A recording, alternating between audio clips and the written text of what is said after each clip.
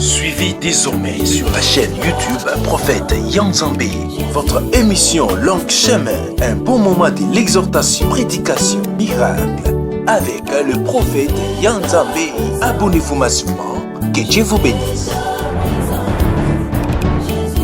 Shalom, shalom, shalom, bien-aimé peuple de Dieu.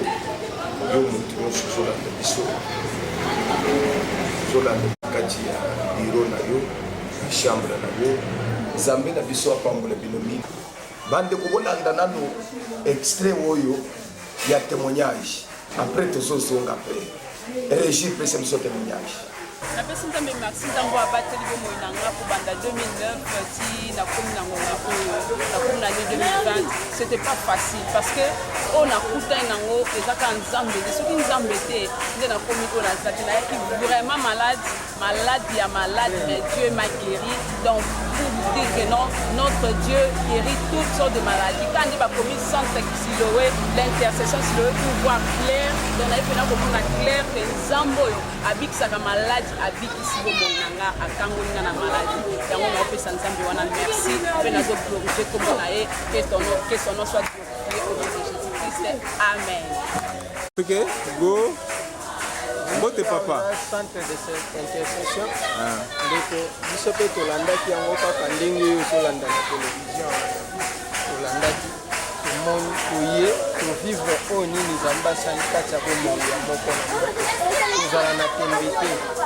Ce qui est lundi, Poussana Oyo Kalilo Bani Medibima, Sanya Zambo, Nakanisi, Okosetela. Awa, Lobiko Zali. Awa, Lobiko Zali Lebu. Résister parce que les deux alaka, les alaka na suka na we. Soko meki na gauche mono sindite, yaka na silowe Lobiko Zali na Kongo.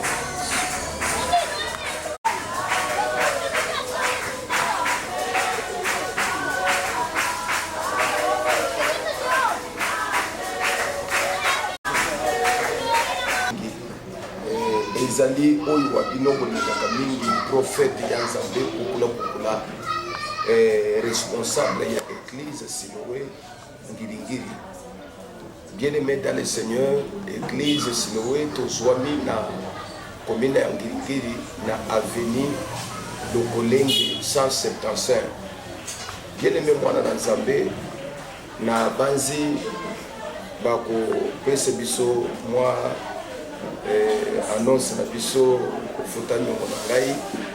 Je pense que ezali pona ko talisa mwana na Nzambe moko place moko oyebisa mwana na Nzambe qu'il y a Dieu quelque part.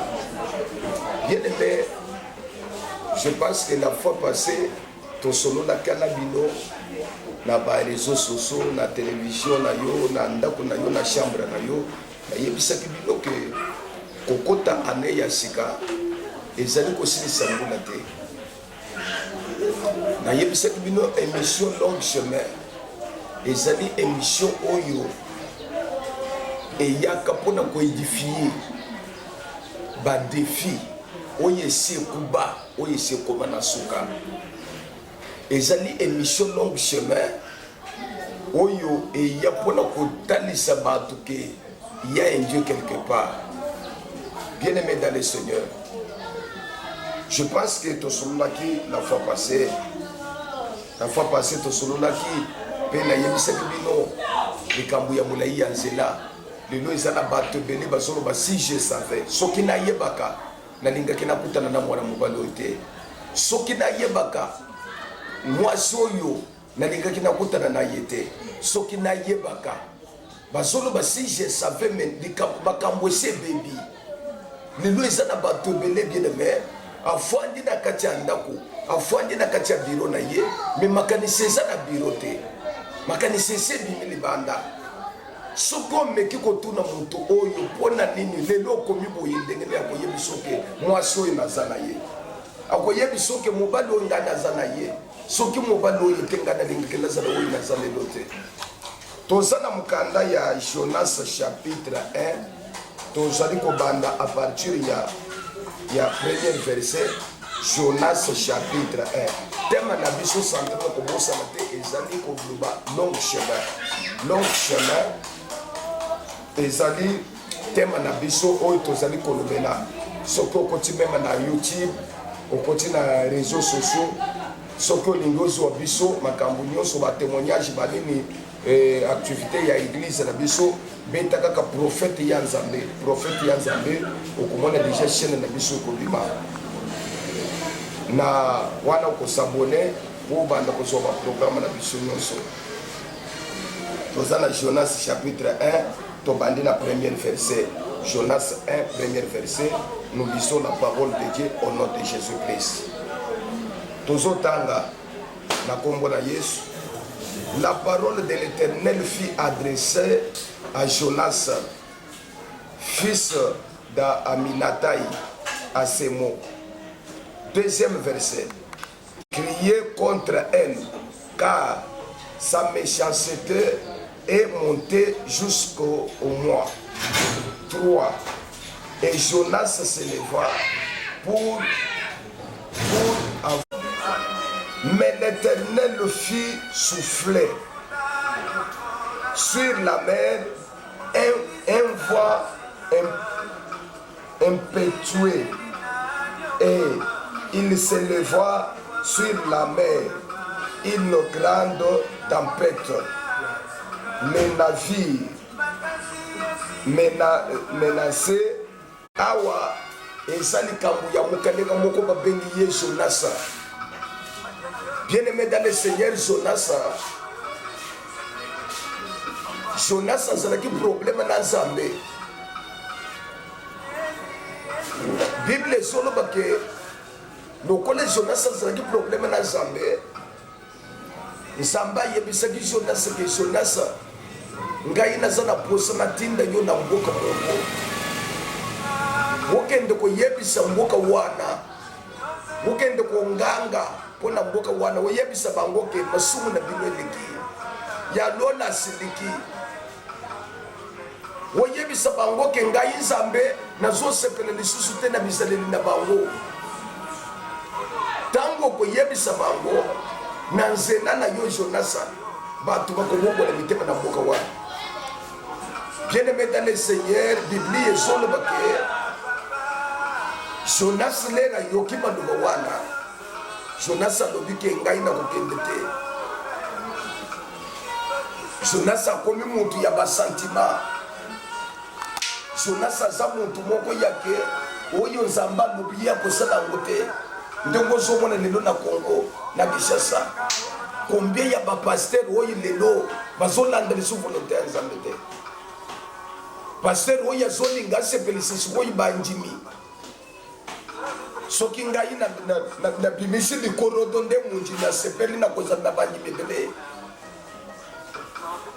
soki na bimisi munji minyoka nde nakomi sikoyo profete sikoyo. Ozomona ke Jonas aboyi aniye oyo Nzambe ayebisaki ye. Nzambe alobi na Jonas kende oteya oyebisa batu lolenge ya kobika na lolenge ya kokufa lisumu yebisa muntu ke oyeza lisumu nzela woyi muntu atamboli malamu te yebisa muntu wana ke butamboli malamu te.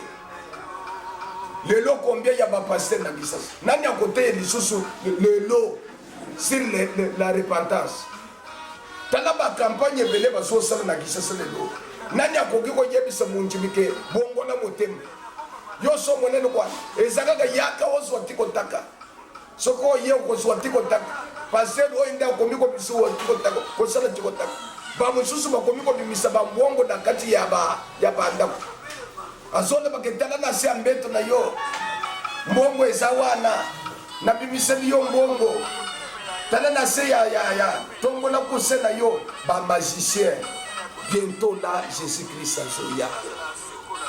Okomona biloko nyonso ezosala na buzoko na biseso oyo na évangile ya Nzambe ezosila papa ekosila yo pasteur moto ozolanda ngai yoka oza pasteur ya Nzambe to ya banjimi lokola mama oyo apesaka ngai $100 na ye chaque fin du mois oye na yebisa yeke eloko ezosala eza lisumu eza te po akokima. Lelo église ya Nzambe basokota même mutaka isokota na église bientôt là Yesu Kristo soya likoloto bible solo batenge soki likoloto bimina nzoto mutu nde fete salami na lona papa mais bible solo bake soki mutu moko na se ya moya abongo ni motema fete za na lona oyi biso tozomona lelo na Congo na Kinshasa monde entier oyi biso tozomona eza yango te fo likoloto ebima po mpe meme ndengo ozolanda ngai wana po onje make uya solo ya za prophète fo na banda kubimisa bato ba makorodo na nzoto mais babimisa mpe ba mari de nuit babimisa ba mari de nuit na ba femme de nuit banda bazobimisa kaka makorodo na banyawo babimisa mpe kana te bakosuka ozomona ba mususu basukaki wa okosala ba voitire nzambe ozomona oyo nzambe atikelaka muntu na ta atikelaka muntu ta po asele pantire oyo ozomona ba mususu bakangami na brazao bakomi wo bapasere baza motema mabe bapasere aza motema mabe te misala na yo ya kindoki nde ezokangisa yo tina attention bien aimé longue chemin lelo eza na bato ebele batiki nzambe baza na posa batonga bandako baza na posa bazwa mbongo lokola aza na posa azwa mbongo atiki nzela ya nzambe ake kokota na baloji Jonas aboyi kolanda nzambe Jonas akei wapi bible ezona bake Jonas akei papa soko landi bible elobi Jonas akei na libongo akuti ba passager c'est-à-dire ba commerçant na ba commerçant oyo basalaka nzela ya mai oyo bakendaka nzela ya mai bible ezona bake Jonas mpe asombi mpe biye Jonas akwati mpe na kati ya watu wayo bakomersa na bakomersante bakenda nzela ya mai Jonas azokende wapi bandeko Jonas ozalaka komersante tobanda toyebi yo papa otekaka nini semona biso tomonaka yo na nzela ya bato asende te meme bato batekaka nsukani biso tomonaka yo te Jonas lelo ozoya kokota na bwato oyo mpona nini lere bakomi na kati ya mai bible esolo bake nzambe asiliki sikoyo nde asofle mopepe sikoyo na kati ya mai nzambe azalaki probleme na Jonas bato babandi kolela bato babandi koperdre biloko bato babandi kozingisa biloko na mai bible esolo bake bato babandi koloba balobi ndenge eza boye soki tosopi biloko te tokokufa bato babandi kosala perte. Bien aimé dans le Seigneur, na zone s'adresser ce qu'on a dit comme moi si moi quoi sur l'andana. Mi bali ba yaka bakenda. C'est parce que Jonas c'est mon quoi ça. Place Jonas aza perte ndezana. Na katia famille oyo Jonas aza papa mutoko soyote.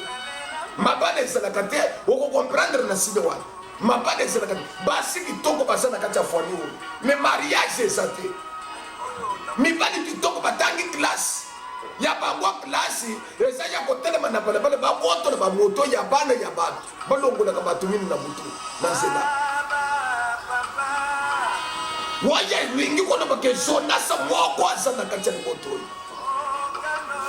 Jonas moko aza ni bien aimé dans le Seigneur kofanda pona ni yo mutu nyonso bolanda message oyo même na réseaux sociaux ndeko même na YouTube, même na télévision na yo, na bondeli yo yakatosambela. Kono Yesu azana posa na yo. 2020 yango yo ndeka. Ane ya sika yango yo. Na zaliko yebisa ndeko mobalo ya zolala na salon, ya Salomo. Ambule zeke yi. Aji ya kopala peso kende. Ulala kaka na salon. Kana pe wane za ya yotende. Boyana lukana pe wana yebisa nzambe ke papa 2020 segeli yanga pesimba mama waibanda fenda poto ya ye poto esaka ya milelo lelo kuto so senga meme lisungi na Kinshasa batinde le yemu na poto bien aimé dans le Seigneur banda ukenda poto mukanda isate na bondeli yo s'il te plaît sambele longo na prophète ya nzambe nzamba ki bolenge na ngai nzambe ya Siloé apangula yo mutoso na nanga na bondeli ba prophète nyonso na bondeli ba sali na nzambe nyonso na bondeli ba papa na ngai nyonso bandeko nyonso oyo basalelaka nzambe na bosolo tokontinue na kosalela nzambe evoisine ya nzambe kobeba te papa biso toza bareserve ya nzambe place oyo ozobebisa biso tozoya mpona koyelisanga bobimisa bakisi na kati ya eglize bamasi esengele ebima na kati ya eglize oyo eza doctrine nini oyo ekomi kobimisa makoloto na nzoto ba oyo eza bundoki ekosila nayebisaki bino na émission na fois passé ndeko na biso moko bitu mwaza yembi nzembo alobi kana te tokobiyeba bango na misala na bango bakobima polele wana eza ndeko wana te eza bitu mwaza te Saint-Esprit nde alobi kati na ye Saint-Esprit nde alobi bakobima polele papa baza kana te bamosusu bakomi kobima deja bakokangama na babraza kongo ekobwaka bango ekosanza bango bimisaka bato bamakolo yo bimisaka bambongo na kati ya ndako me ofrande panye ya ofrande ozotia mpona na eglise na yo longola panye ofrande parce que yo obimisaka mbongo ozotia panye ya ofrande ya mabonza mpona nini muyibi munene moto na nzambe kokita papa bosimba masine lobotia na kati ya eglise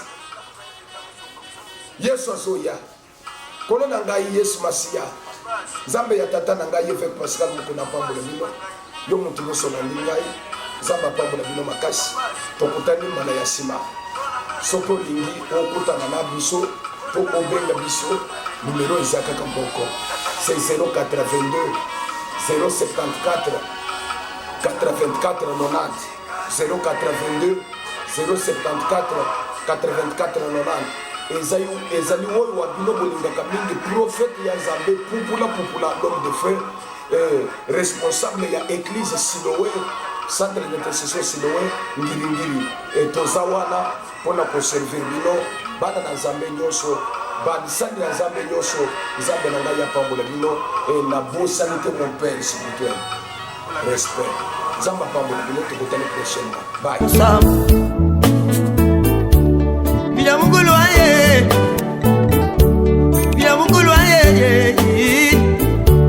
Bilamukulu aye yo Wai mwabakai Nyimushalanga yani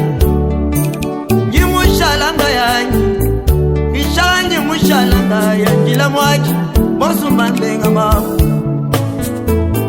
Sandwa minyo nyimushalanga yani Wanywe ni mushalanga ya ni mambo wani Yesu ni mushalanga ya Shinga jikwa chishejeba mabu Walunga ya chakwenza walu mambo wani Ngaya ni memba chena ngumba na wala Yako Yesu we Yako